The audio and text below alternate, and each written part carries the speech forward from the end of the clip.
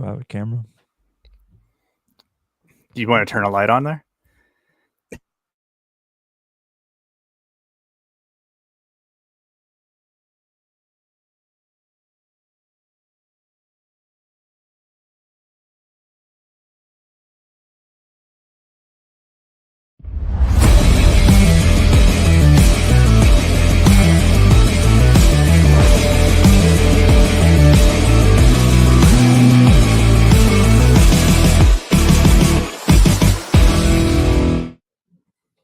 Hello, and welcome to another episode of Cincinnati Soccer Talk, episode 394. We are getting pretty darn close to episode 400. We'll see if me and Boston make it there. I think there's a lot of news and updates that are going to happen over the next month or so to get us to the end of the year and get us to episode 400. So we'll see how it goes. But yes, this is a different host in the chair tonight. This is Brian Weigel joining you. I have a great cast of characters this evening talking all things Lucho Acosta, MLS Cup playoffs on a sour note, and then maybe a new savior, Lord and Savior Big Kévin. We'll call him for right now, guys. But I'm joined by a great cast, as I said earlier. I'm going to lean in here with one of our main writers who's got some great stories from the press box this weekend, Justin Blair. How you doing, Justin? Doing pretty good, man. Just recovering from that disappointing loss, but it's starting to turn the page. I think Chris Albright and company is kind of moving on, and I think it's time for us fans to kind of move on and get ready for 2025. I know we're all ready to see Matt Miazga be out there. I think the term that I've seen, turning the page, but also maybe a little whiplash, just like loss, Lucho, Big Kev, what the heck's going on here, man? Just looking all the way around. Sitting next to you on the TV screens, if you're looking tonight, all the way out in Harrison, Ohio, Jason Ashcraft. How you doing, bud? Doing good. Just word to anyone who's planning to install a router in their house, don't put it all the way in the basement, and when you have to go all the way upstairs to the second floor to, do your podcast. I'm a little out of breath. I don't know if you guys ever remember this story. When I lived at my old house in Summerwind, I had to get like 100-foot long Cat 6 cable. I ran it all the way from the basement up 2 flights of stairs into my computer to make sure Nick Suberling was happy that we all had wired connections. So I don't even know how many more laptops actually have dedicated Ethernet ports anywhere. It's a whole new world. Then we got another special guest for this evening. Haven't seen him here for a little bit here, but I'm so excited to have him back. Jeremy Lance, how you doing, bud? I mean, I heard there was bad news and pessimism, so I showed up. That's what I'm here for. Hey, you got a little hope there with the Packers hat on, I think, tonight. So we'll pray to some gods somewhere to get things going the right path for a lot of our clubs, I guess we could say. Sounds good. All right, guys. So, Boston normally starts a show with the best and worst of the week, but you know what? Who gives an absolute rat fart about that? There's not much great officially yet, so we're just going to throw it out the window. We're just going to jump into the biggest topic that was this weekend, Lucho Acosta.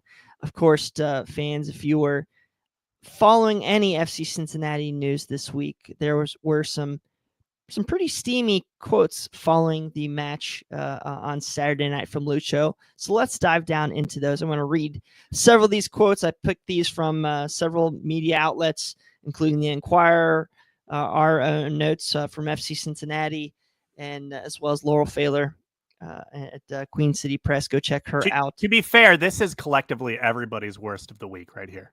Yes, it's a great point. All right, so I'm going to act like I'm Lucho Acosta. We played a game today that I may remember as my last at the club. I played with my absolute 100% and more. I hope that's how I'm remembered. This is a club I gave my life for. I gave everything for. Some incredible years here, and who knows? I may not leave, but today I leave to rest, to think about what might happen in the future. I think about everything that's happened, so many great years, to win the Supporter Shield last year, and with the many great players I have been able to play with, I hope for so much success for the club and great players to come through. It was a really hard year. You just have to thank everyone and you don't know what will happen in the future, but it will be what's best for me and my family. Followed up with 2 other quotes. This is something I've been thinking about for a while. Talking with those close to me, talking to my family. If this is what happens, it's time to just take decisions that help me and my family. For me, it wasn't a great year personally, but every time I put on the shirt, I gave my absolute everything. But there are just many things away from the game. First person, third person, whatever you say this here, within Luciano that many people don't know. But that's what has happened this year. And finally, maybe it's the end for me at the club. We don't know. We have to keep speaking with the corresponding people and see what happens in the future. For me, I gave my all for this club. So there's some heavy words there, gentlemen. But there is a little caveat I do want to mention out here. There, in the heat of moment, that you have translators, you have people transcribing this as best they possibly can. Some errors, some differences, some tones, such different. I do want to point out a little bit snippets I think appeared on Laurel Failer's website, as well as I believe WLWT5 ran this report with an episode or a segment of Taylor Twellman this evening. Go visit Laurel. She has a lot more updated quotes through the piece, but one snippet that I would like to point out is from Lucho.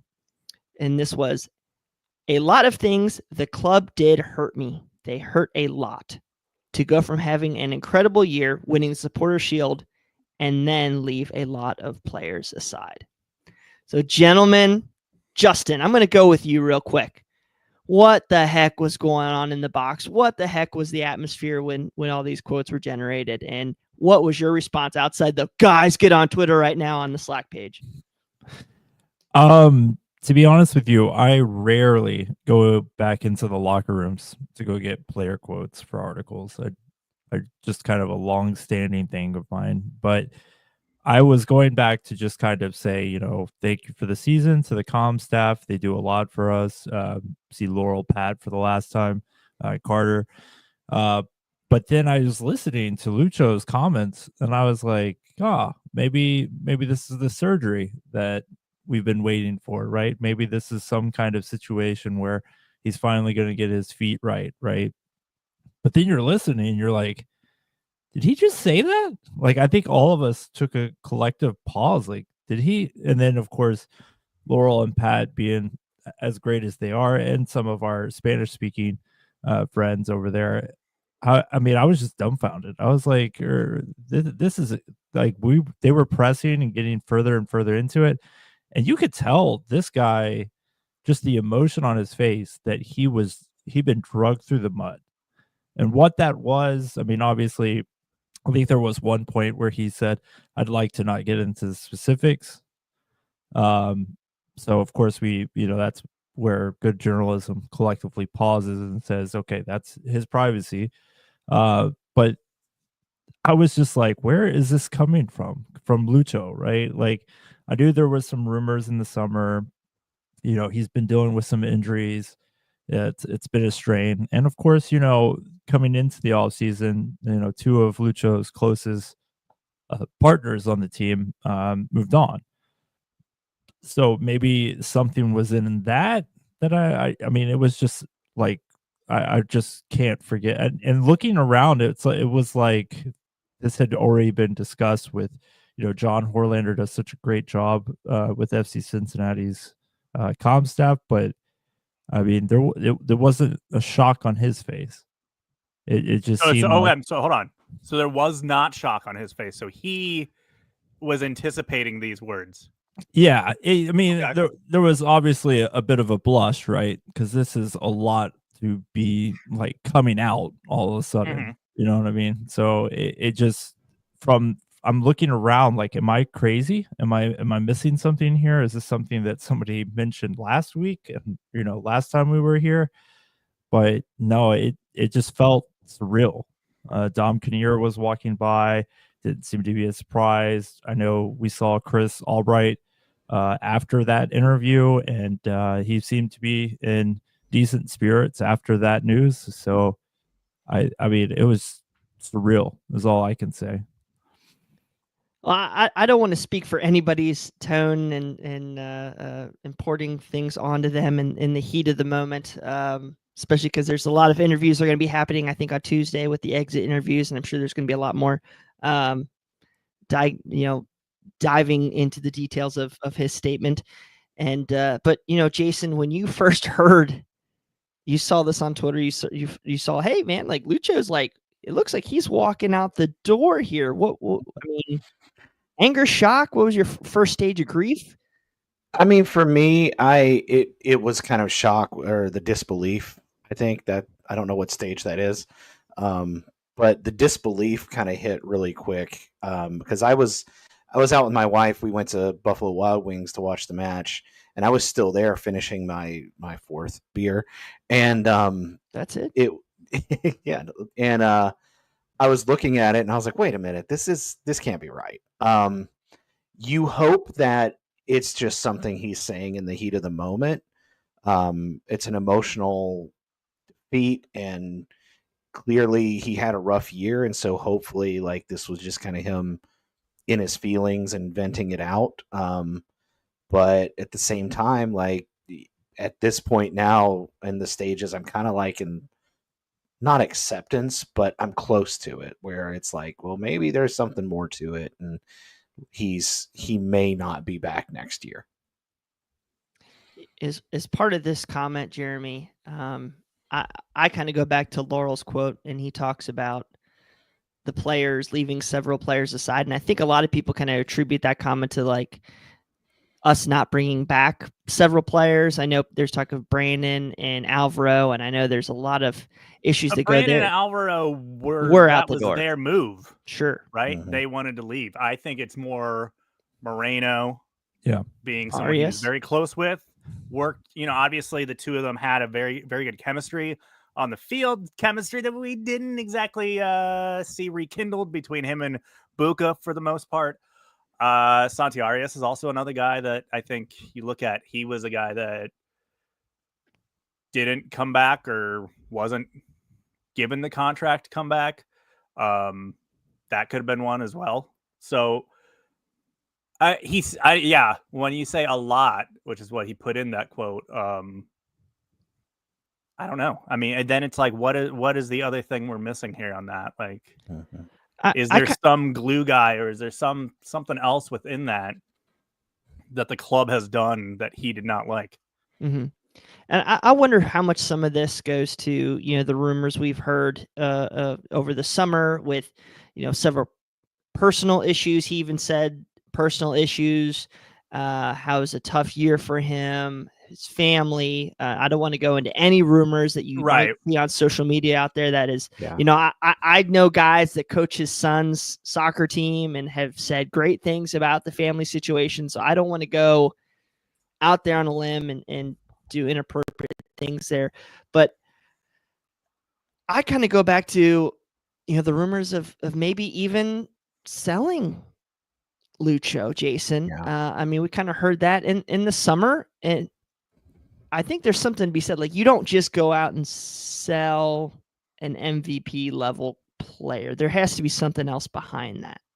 Yeah, and I don't want to speculate too much on that, but I mean, if you are Lucho and you just signed a contract extension through 2026, and you're making DP level money, to think in the middle of the season where you're still only 2 or 3 games out of first place that your club might be shopping you around, I think probably came as a shock to him. Now, who knows? Maybe they were trying to get him closer to home, maybe not. But if it had been me, I would probably be a little miffed about it, considering that, I mean, Lucho knows he is the glue that holds the team together. I mean, he knows he's the best player on the team. So, but this could go both ways, right? It could be also him going, hey, these things are going on, and even as early as midsummer, he's kind of saying, or his agent is saying to the club, hey, we might need to look at an exit strategy here. And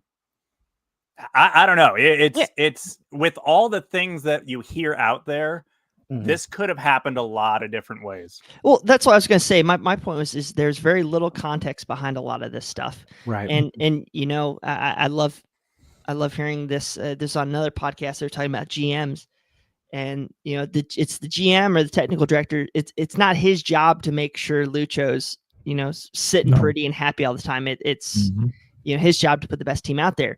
And I kind of look back at the situation where this summer we were looking at the potential to add Josh Sargent and Weston McKennie. Okay. And then you had three, and maybe Bertarame as well. I don't think they would have added Bertarame. I'm talking about Sargent and McKennie at the same time. Okay. So that's two DPs. How do you get rid of that? Well, guess what? You look at shopping Bupenza, you look at shopping Obi, you look at shopping Lucho if you have to. I just think that's something you have to be doing to be the technical director. And I'm sorry if that pisses Lucho off, but that's kind of part of the reality. And that has to be something, though. Like, this guy's been the face of the franchise for 4 years. Yeah. There's so much going on there. I think it's not a perfect situation. Justin, there's something else to this. I think Jeremy kind of alluded to it earlier. Could this be all like a bargaining concept? Could it be, hey, if you got a $15 million player coming in, I want another cut of this pie. Or, hey, you know what? We need that. We need to get that $15 million player over the line. If you don't do it, I'm going to be pissed and walk out. Yeah, I mean, that could happen. But, I mean, you're staring across the aisle and you're seeing that with Brenner and Bupenza. And, I mean, Bupenza wasn't making crazy dumb money. But, I mean, you were already seeing players that were being paid pretty significantly, and their contributions were nowhere close to Lucho Acosta's. So, you know, that I think that frustration would probably have materialized sooner. But I think if there is any, to go back to your point before, if there's any merit at all about the shopping of it, is we still not, again, I'm purely speculating here, but this is not necessarily the team that Chris and Pat Noonan put together. So they put a lot of Band-Aids on the roster coming into the season and during the season, given all the injuries.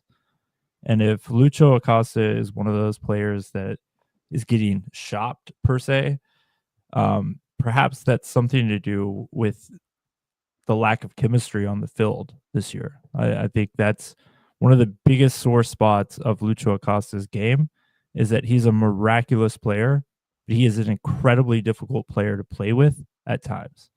Understanding where he wants to go with the ball, when he wants to go with the ball. And then you have to take flack for a majority of the game because he sees things that maybe the other players aren't quite getting. And maybe, I know there was well documented last year between Bupenza and Lucho Acosta's language barrier.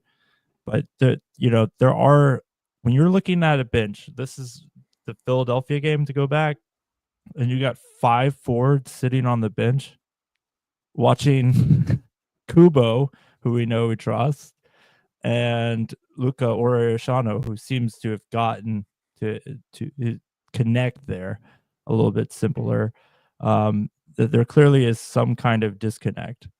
I'm not saying that those guys are pedigree players with other 10s in the league or other midfielders in the league, but I think they're clearly, if that was ever being shopped, I wonder if that's part of the calculus. That's a good point.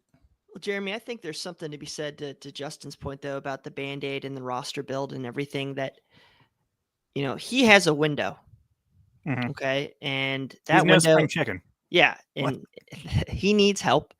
And the approach to a lot of things this year was kind of half-assed. If I want to put it slightly, like, you need another forward out there. Bupenza's not necessarily cutting it, and you got to get Kevin Kelsey on a loan deal. And that's just putting your toe in the kiddie pool to test the water, see how it feels. It's not going out and making a big statement. You talk a big game, but you're not necessarily backing it up. I think there has to be something there with, that Gio Keeney. Like, Plan Z, like even trashing the guy in the introductory press conference, which might be one of the funniest moments I think I've ever had in FC Cincinnati time. But I mean, there has to be frustration there on that end. Yeah. Listen, you could see it on the field with him. He was very frustrated and unhappy a lot this season. On the field, it showed. However, he had a better year than last year. No, I'm not saying his stats is where it showed. I'm saying like if you were there and you watch him and his body language and the way he's talking to the guys on the field, there was a lot of times where you saw him extremely frustrated with the situation going on the field. And yeah, we talk about his comment about players being left out, and we're sitting there going, is it Moreno? Is it this person? Is that? There also might be another layer to that of like the players that were left out that Lucho and his agent or other people were like, hey, let's get these guys in to help Lucho.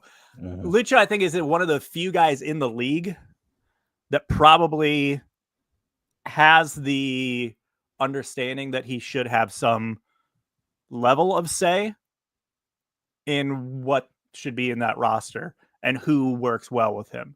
He is a guy you build everything around. So I'm sure he was seeing that, hey, these pieces, as great as they are on paper, just it's not working the way it was last year. Last year was magic, and the magic's not happening this year. And I think that frustration built. Then you couple that with obviously the stuff off the field that was weighing heavy on him. If you follow this guy on Instagram, he spent a good majority of this season kind of posting some very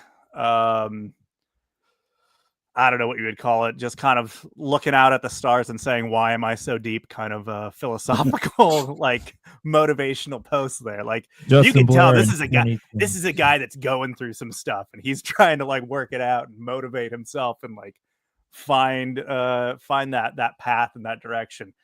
And that was being just kind of pushed out and fleshed out in so many ways. So yeah, this is obviously not the episode where we kind of do the full autopsy on the season, but if you were to do an autopsy on Lucho and what could be his final season with us, the more you dig and the more you look, the signs were there that he was not happy.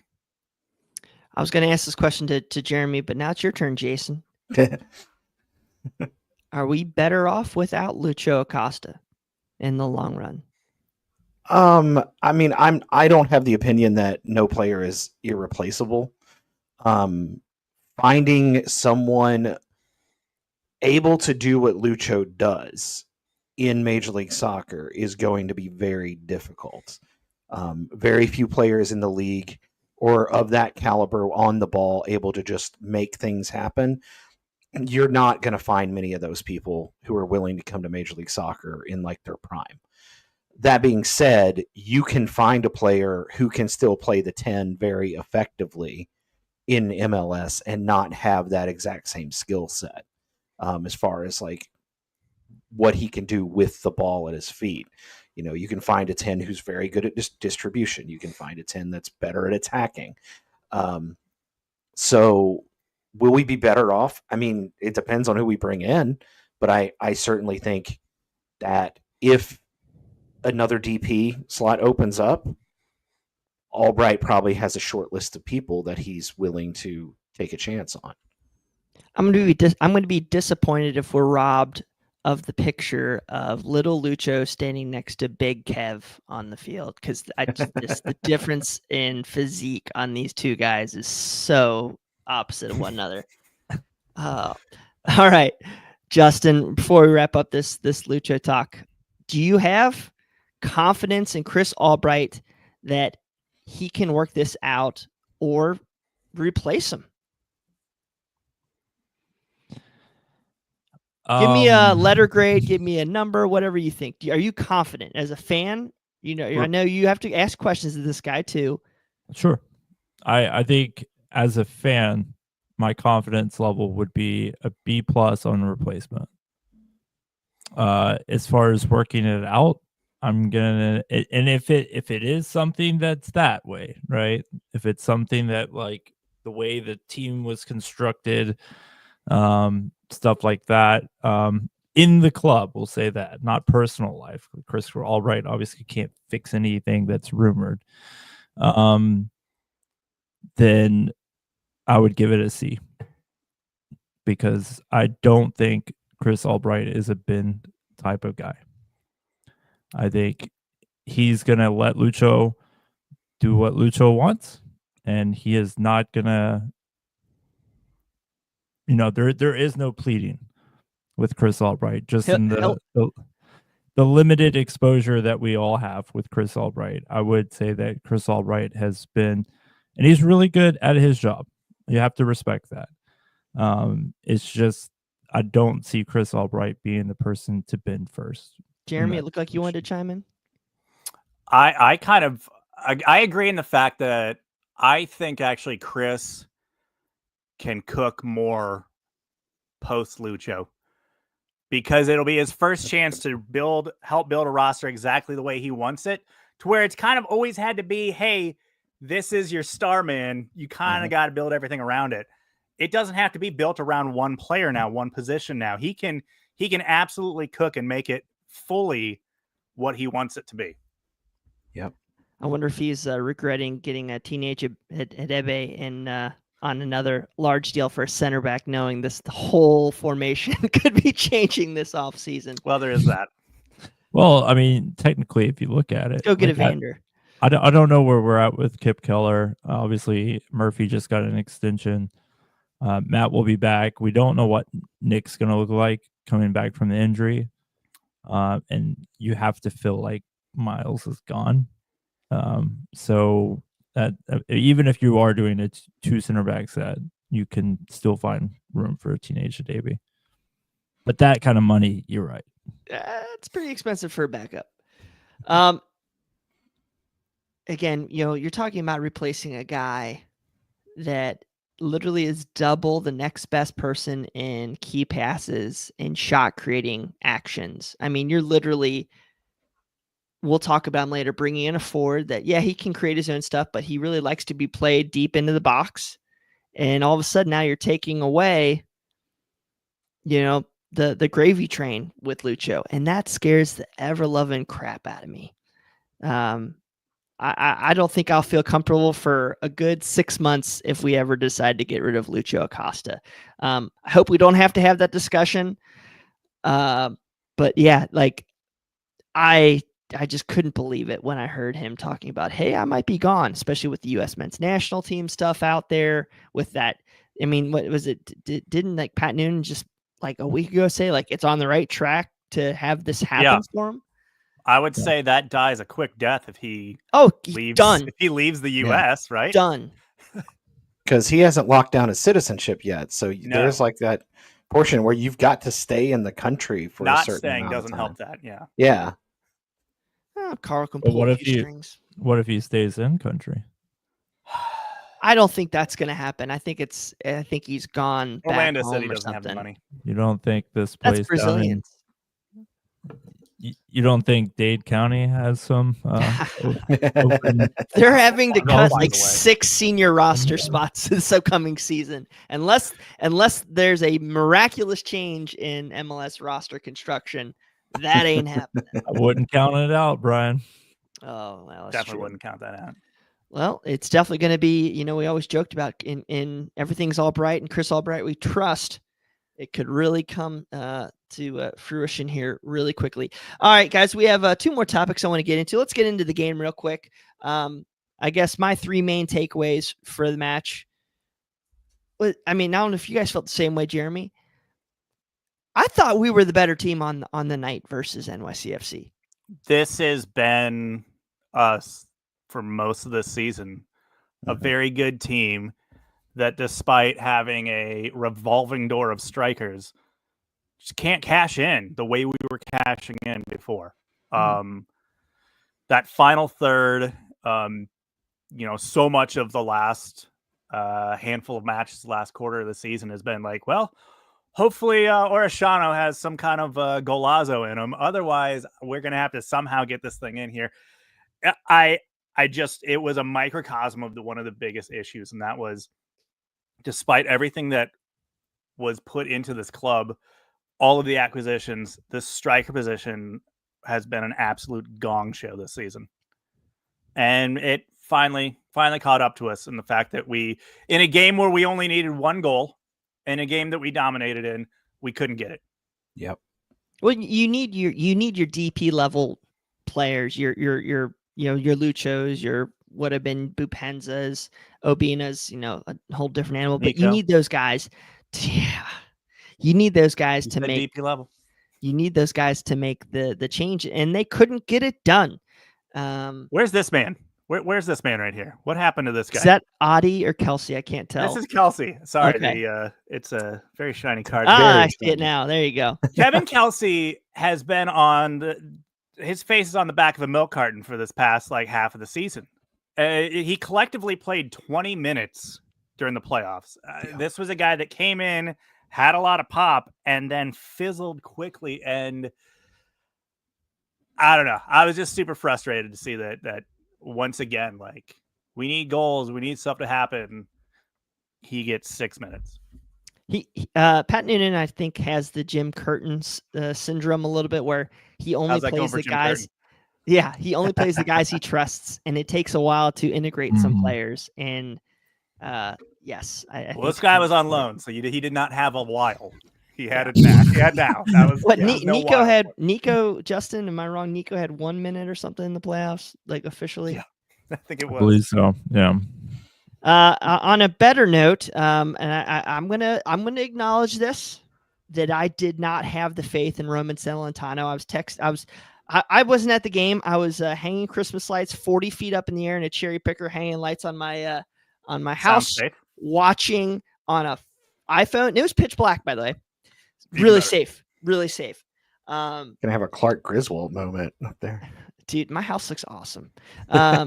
My brother-in-law texts me. He goes, "Oh, it's getting tight." I said, "I have zero faith. Our goalkeeper is the world's worst PK." I was gonna say, to be fair, that faith was based on an actual history of him not being good at shot stopping in a PK. Evidence would suggest he became a man. He became a man. The man. Yeah, and no one else came to step up for him. Yeah, he would have been 2-0 in the playoffs with all the crap we gave him. He would have been 2-0 in PK shootouts in the playoffs, but unfortunately, 3 straight frames. If I remember the timeline correctly, I've got it pulled up. Noonan only used 4 of his 5 subs, so he could have at the end there thrown in Nico or another forward for penalty kicks, because you're going to go to penalty kicks. You don't have to worry about the extra time. And he didn't do that. And so there was a huge drop-off between the first 5 and then the second 5. And God love him, teenage Hadibi looked like he had his leg hurt when he kicked that penalty kick. And why not throw another striker in there who can maybe do a little better? I don't know. That's just my thought. Who had the best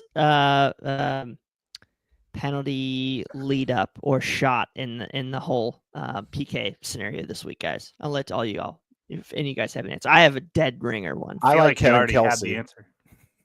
Kelsey? Yeah. Kelsey, because he just walked up and took it. Just crushed Very nonchalant. Yeah, I love that. I don't like the little diddly thing, where they. Whenever they do the little twinkle toe thing, I'm like, well, this is a miss.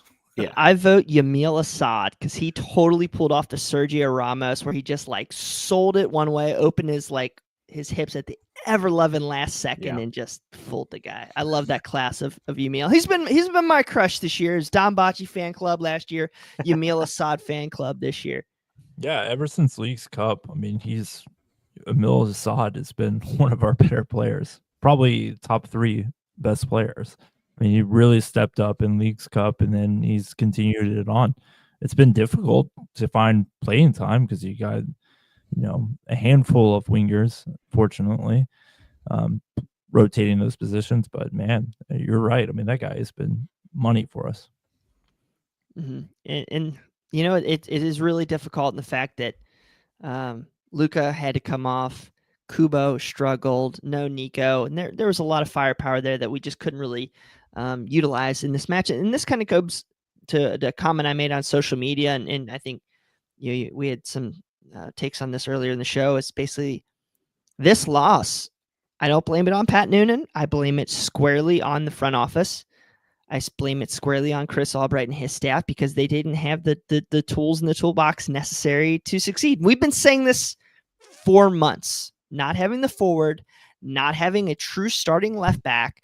Because guess what? Kubo is a great player, but he's your Swiss Army knife. If you need to lock down the game, throw him in the midfield. If you need to go goal, push him up the field later in the game. Let him be your 30-minute man. Let Yamil Assad be your 20-minute man off that left wing back roll, just running at guys like he was the first, third of the year when Luca was starting left. And you just saw the dynamicism, whatever words.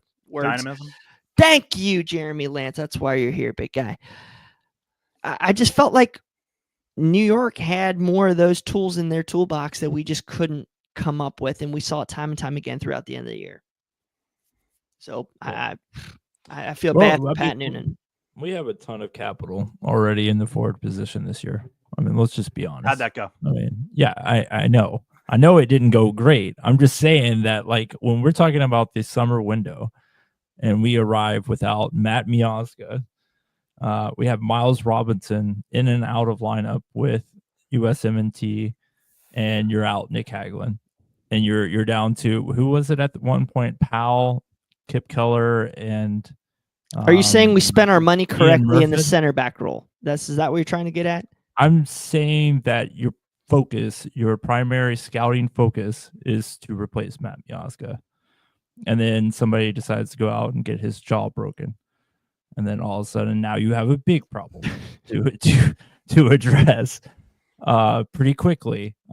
So he swung for the fences. So that person that you would want to bring in with real money and not on loan and not a temporary contract, that person you actually would like to invest your money in, just wasn't there. The dude didn't swing for the fences once. He swung for the fences 4 times in the summer window and missed every single time. You only get to strike out 3 times in an inning in baseball. Albright struck out 4. Who are you? That's no excuse. There's no excuse for that. No, None. There is excuse. You don't sit there and do what our last administration did, and just go out there and swing and bring in Jurgen Lacadia in because it feels Kevin like Kelsey. It's the exact same move as Kevin Kelsey. He was alone. It's the same thing. But they went in and ankle. They completely shackled their ankles in. Same with Brenner. They brought in Brenner with no real plan with this guy and saying, okay, we're going to bring in Brenner. Brenner's just going to come in and be a 20-goal scorer, just right off the bat. You can't keep doing that. You need to bring in, and even Kubo was a freaking DP that hung around for a while and really probably cost us in the 2020 season.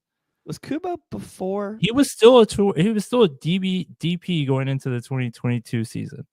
So you're like, you can't keep doing that. You need, if you're going to bring in somebody on a DP contract in the middle of the season, it better be a sure thing. And that's why you swing for the fences.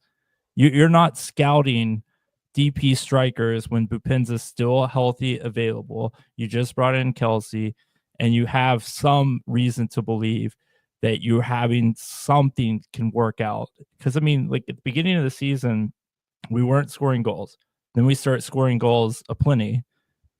And then Matt Miazga goes down, and the whole thing falls apart. I'm going to have this. Where'd it go?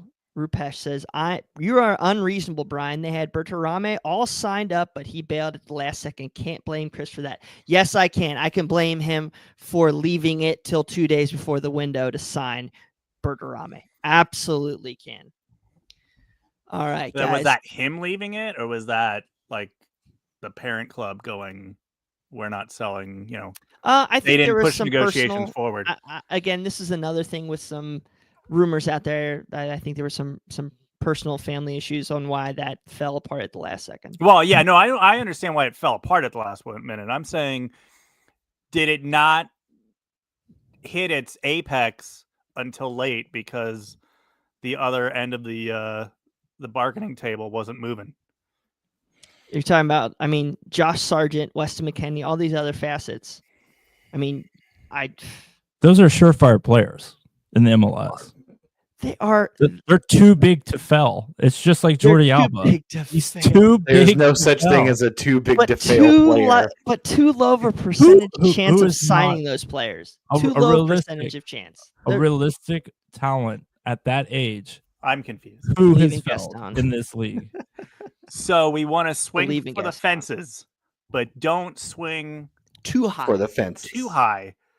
So it's got to be a real, I mean, just a line. Is $15 million player swinging for the fences though? Like, I mean, yes. he in MLS, yeah. Yeah. And then only $23 million for Josh Sargent. I mean, come on. Like that would be the record signing, wouldn't it? I think there may be I know Messi the record signing is I had it. Where did you go? I had it. No. Bernardeschi. I mean, no. It was Thiago Almada.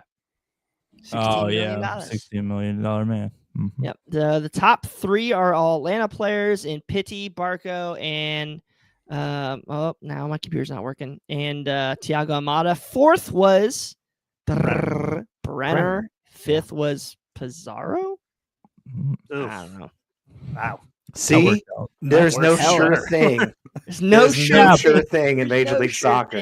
When you're talking about young, Pizarro should have been a sure thing. Young American. Oh, okay. No. I know, but you're not dealing with the thing that Brenner dealt with no Portuguese folks around and. Well, no, that was the club's fault. Pizarro went to Miami, where there's plenty of people who also speak Spanish. Yeah, there's a few people. And he also flamed out there. Oh my God, we are off the rails here with about 20 minutes to go in this show. Speak Creole too. Again, I'm just trying to push the discussion in a certain way. So I'm very excited now. Know what? Before we transition to our final segment, I got to thank our two sponsors because Boston would be very upset with me if I didn't. So real quick, guys, for the month of November, Apollo Home is bringing back our $29 heating tune-up. Temperatures are falling faster than Columbus. Oh, it's such a jinx. That was such a jinx. Temperatures are falling faster than Columbus. So don't wait. Call, text, or book online. For next week, just skip. Oh, never mind. I'm going to skip that part. Guys, ApolloHome.com. Go check them out. And then as always, Beyond Exercise. Beyond Exercise is a local physical therapy and fitness business that helps people stay active and injury-free. In fact, they help some of our local MLS Next, and FCC Academy players with their health and performance needs. Check out their suite of services on GoBeyondExercise.com. Thank you to two great businesses for sponsoring us this entire 2024 season. We will be continuing our shows for the foreseeable future because I think there is going to be a lot of news coming out. We have our end-of-year moves coming out shortly. I think we have to announce those in the next couple of days. Yeah. And then I'm just drum rolling NWSL. If you want to announce it before Thanksgiving, that would be really mighty fine in my eyes. So please go out and do that. All right, guys, what we've all been waiting for. We alluded to it once. Now we're going to dive right on in. Apparently, on Sunday evening, Tom Bogert of GiveMeSport.com reported that Cercle Brugge? Well, no, I mean, on Paramount Plus, they called it Brugge. Just saying. They should be fired. on all their UEFA broadcasts, they called him Cercle Brugge. Just saying.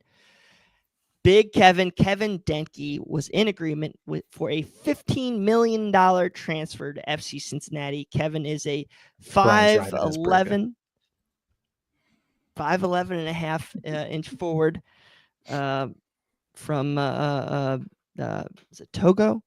Yeah. Togo in Africa. He's been over in Belgium for I think 4 seasons. Prior to that, he was in France. On Monday, and I'm going to butcher this even more than Brugge, Koen Verdrooy of Nieuwsblad reported that the move was well over 15 million euro, which would be $16 million roughly USD, which would be right there to set the overall transfer record that Thiago Almada was bought for. He was, I guess, bought for 14.5 million euro at the time, which is the equivalent of 16 million euro or $60 million now. I don't do the maths, is what it is.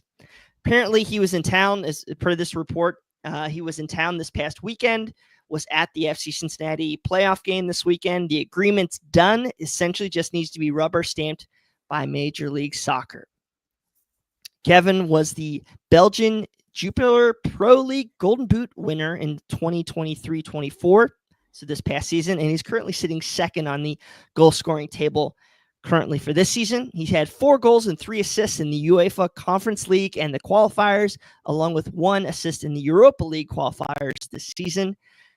Some highlights to Big Kévin. He scored in 16 of 28 league games last season, including 4 of their 10 playoff games. Some things to note about Big Kev is he doesn't run his goals total up versus the bad teams, like where Brenner would score 3 goals and then not score for 5 weeks. This dude just racks in goals. So, guys, I hope some of y'all did your homework. Please, I had a whole sheet here, and Boston left me hanging high and dry. Jeremy, what was your thoughts when you saw we finally got our $15 million home run swing striker? Well, after I looked up who on earth he was, it was exciting. No, it was exciting.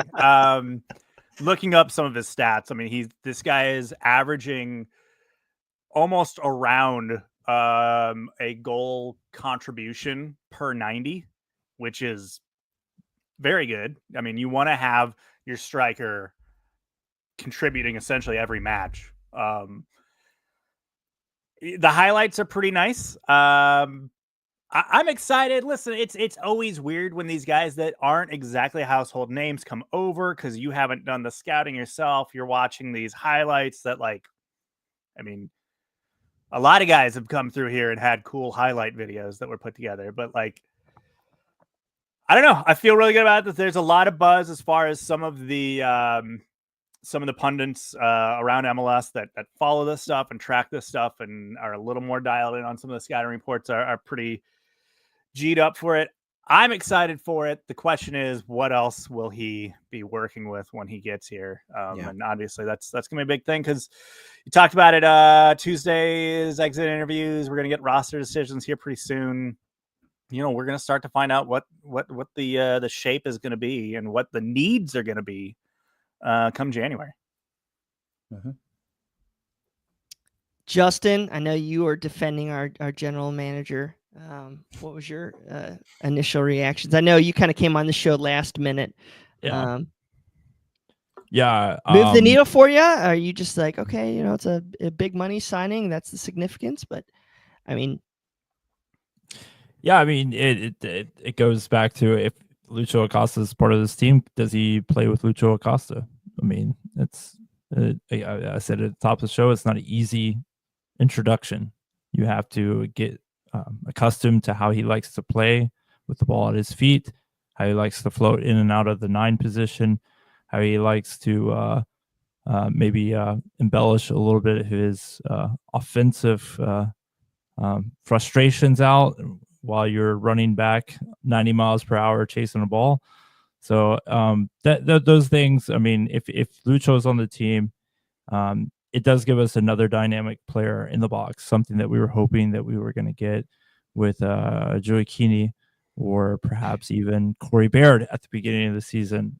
Hey, racked up them preseason goals, bud. Yeah, we have a hold-up play-ish player, and we have pure chaos with Sergio Santos. So perhaps somebody that can bring a little bit of stability whenever people are in the low block. It gives us a little bit more of a threat. So I'm happy for it. But again, we're all FC Cincinnati fans here. I got to see it before I believe it. Before I go into my scouting report, Jason, do you have anything to add, or is this a statement? Yeah, at least the money statement to the league. I think it's a good statement. You know, that they're willing to splash some cash. How many times do we talk about players who get signed from overseas coming in and having to take some time to get used to Major League Soccer and used to the team and all of that? And I think that's partly because a lot of times you see these big signings in the middle of the season, I think it's good that they're getting ahead of it and getting this guy on the roster. And I don't know if he's going to be allowed to come to Cincinnati, while we await the winter window opening up. But the fact that you're going to get somebody day one of the winter window to get them ingrained into the system, I think it's a sign. It's a positive sign. I was pretty hyped up just the fact that if we would have kept Lucho, or could still hopefully keep Lucho, we seem to be in a pretty good position with firepower to come into the Champions League or CONCACAF Champions Cup guns ablazing. So I'm still kind of excited about that. He's going to have some matches to maybe spring up on, but we are working to bring some guests on to talk a little bit about Kévin. So please stay tuned. We are working about that. It's, time zones and things are like that are a lot of fun, but I got to watch 2 of his games in the past day. I got to watch too many highlight videos last evening about Kévin. Some things that are stupid, but they jump out to me when I'm watching this guy. How long have we, and this is idiotic, but how long have we been asking for a forward to play with both feet? Like, dead serious. This guy racks up goals with his right foot, from left foot, from distance, tap-ins, plays with his head very well. He's very good at running in behind players. If you get somebody to tee him up with the through balls, he's got a bunch of pace there. They call him Big Kev for a reason, because this guy looks more like a NFL linebacker than he does a soccer forward. I mean, this guy is a matchup nightmare. I think I mentioned earlier, he played Lask this past week in the UEFA Conference League. Of course, he did get red carded, which I think was ridiculous if you actually look at both those yellow cards. But this guy had to get 2 6'5" center backs pulling on him the entire time. They couldn't contain this guy. And this is a top 50 club in Europe that he was going up against. They were putting 5 guys around him. He was getting the ball sent into him on a missile. He was able to hold it up, dribble out, get the ball wide, move the ball very well wide, and then also read the play as well. He was not afraid to get out of that center channel. If it was going to be, clogged. Like, that's the one thing I was super worried about is, are we going to have a staccato guy right there like Bupenza that's just going to wait for somebody to give the ball to him, or is this guy going to move around, try to create for others? Another podcast that I was talking to, we're talking about, what traits, and this guy is known for being tremendously humble, and that's a trait that is not very, found in the striker pool, I guess you could say. So I'm very excited to see about that. Somebody said that he's very comfortable creating his own chances, also distributing. He doesn't rack up the assists, but he's had some. But I think this guy, just from what I've been told so far, in the box, you get him into tight spaces, he's going to work very well with how we are set up currently, just because his quick decision making, how his team right now plays with a high press. This guy is apparently a very high, tremendous work rate, covers a ton of ground, presses very hard in those situations, and does a lot of dirty work that might not come into the books. They said that this guy, I think he was 90 minutes in 26 to 28 league games this past year. So they said his fitness is off the charts. Some other notes before we turn this over: he's been linked with Lille as a potential Jonathan David's replacement.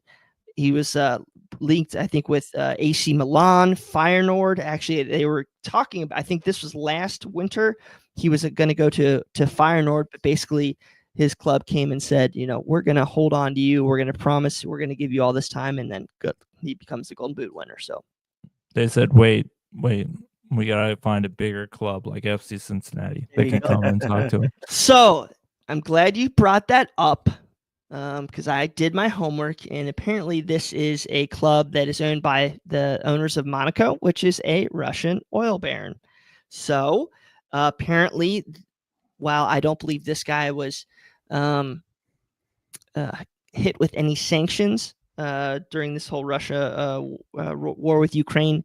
He is trying to get rid of some of these assets, and apparently Cercle Brugge is one of these assets. So in reading and learning more about their club, apparently he is, I guess this is not a very deep club.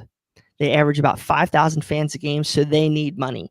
And according to these stories, and we can link them in the show notes, apparently Cincinnati said, here's the money, get him here, sign him here, and you guys can have your big payday to, do what you guys need to do your training facility, maybe get out of the same facility as Club Brugge, I think. So it's a huge windfall for this company or for this club. So yeah, and there was a quote. I can't find the article right offhand, but he was quoted. I think it might have been their finance manager was quoted this past weekend or yesterday about their visit to Cincinnati, and he mentioned, specifically the crowd, the atmosphere, what it was like at TQL Stadium, and how great the training facility is. Mm-hmm. So, and he had a Sky Rosa, which was like, incredible. Baby, yeah, oh baby. That should be like the final thing. If you take one of those, you're in. That's part of your signing process. I know that I rambled. I had a vomit word salad there, but this is my, I guess, 10th and final off season, we'll say. Remember CST, and I have not been as excited for a player as I am right now. So, and that was even with the stupid Pity Martinez stuff and Gaston Pereiro and all this other crap. So I am very excited to see this player, and just seeing him move around and get on the ball in a couple of these games, these highlight videos. It's not show, it's substance. And that's something we haven't really been able to say for some of our forwards. So you say this is the Jupiler League? Is that it?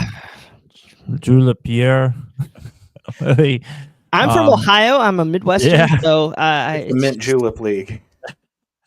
So the chat's been pondering that one. That was pretty funny. But Jupiler, yeah, Jupiler. So perhaps Jupiler. I haven't traveled Paramount Plus, but I hope to find some full matches. Yes, right? it's on Paramount Plus. Full matches and Real Monsters. You Beautiful. can watch that as well. Oh yes.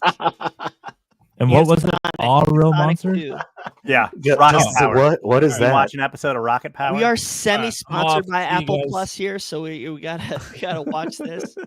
It's true. Oh, this is hilarious. That's so funny. Fellas, I love it. Rupesh, what is new, Brian? You talk more than me. I know. All right, guys. A lot to be excited for. Let's get into our final thoughts. We'll go Justin, Jeremy, and Jason. My final thoughts is, this season, as disappointing as, maybe the latter half of the last few weeks or months of the season have been, I would say that this was a resounding success for FC Cincinnati. They moved on like 8 pieces in the off season and early season combined. That's absolutely insane. And for this club to still finish third and still give a good show for most of this year for the home faithful, that's a positive for me. I think most of us probably had Cincinnati pegged at 4th or 5th in the West. The East. They finished higher than that. We had that big win against Columbus Crew. We had a huge win against Miami, but trophy case, probably I think everybody would like to see that expand, but I'm calling this year a success. Hopefully we can get healthy, we can get back next year and compete for that Supporter Shield again. Thanks, Justin. I agree. This season was a success. I think we have kind of champagne taste after last year, and that if there isn't, silverware, that it somehow was a failure. The bar is going to always be high now for this club as far as what success looks like. But considering all the things that went wrong this season, this team was still in it and there all season long. And it also, I want to point out where what we face now with the MLS playoffs. You have both New York teams. You have an Atlanta team that barely made it into the playoffs with a new coach. So I want you all to think about that next season when, like, oh my gosh, we've slipped down to third place. Like, the sky is not falling. You don't have to be the best regular season team. That gets you a supporter shield if you are the best, but otherwise, like, just get into the playoffs. Like, just fight to live another day. And let's, I think so often this season there was a real freak out about where we stood on the table. And I'm over it. Like, just make playoffs and then let things happen. That's all I had. That's all I have to say about that. Jason. I'm going to take a different tack for my final thought. My alma mater, Morehead State, congrats to their women's soccer team for making the NCAA tournament. Even though they fell in the OVC final, there's nothing like getting in on a technicality because the team they lost to is still in their transition from D2. Oh, no. So Morehead gets to go to the NCAA tournament and play Wake Forest. But also, Xavier was ranked all year in women's soccer, lost in the Big East final yesterday to UConn, and did not get an at-large bid. So, come on, NCAA. Yeah. Ridiculous. Yeah. But all that is out of their control. It's like a sports publication that basically votes this whole thing. It comes down to I forget what the ranking system is, but the National Collegiate Coaches Association, isn't it? Or it used to be that. That and another one, and then they take like the combined. I don't know. It's kind of like the playoffs. Like it's like, yeah, you won games, but also we'd like to see these matchups. So awesome. Well, I kind of said my piece earlier. Still a lot to go on this offseason. I think it's going to be a fun offseason. I think there's going to be a lot of news. Hopefully there's going to be several incoming moves. It was nice to see FC Cincinnati linked with more than just one player in the past week. I think there was another forward, a South American forward that we're linked with. I doubt we go after him too, but it's just nice to see that we're trying to shake some trees and just grab the bull by the horns this year. So hopefully we have that option. Couple more of these for me, and then I'm going to sign off with CST. But I appreciate you guys tuning in, and hopefully we'll talk to you guys the next week. So for Justin, Jason, and Jeremy, appreciate you guys tuning in, and we'll talk to you again soon. Thanks, everybody.